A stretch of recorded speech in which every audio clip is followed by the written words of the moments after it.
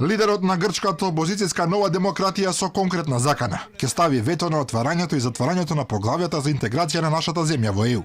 Во говор во градот Ламија, Киријакос Мицотакис предупреди дека и покрај стапувањето во сила на Преспанскиот договор, прашањето не е затворено.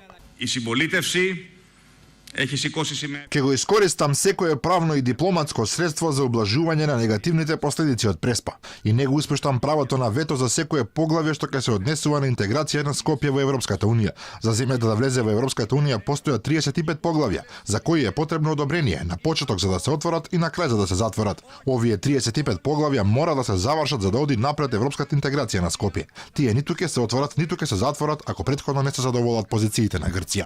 Лидерот на Нова демократија кој постојано се заканува дека веднаш откако ќе дојде на власт ќе стори се за да го стопира македонскиот напредок во евроинтеграциите.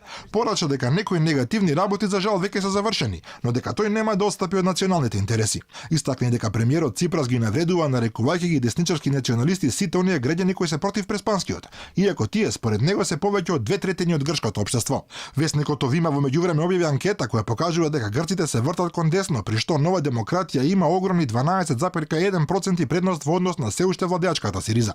Притоа на сцена повторно стапува ултрадесничарската Златна Зора, која со 9,1% е повторно трета сила во грчкиот политички спектар. Партиите како Потами и Независни Грци, ако остане вакво расположението на граѓаните, на следните избори воопшто и нема да влезат во парламентот.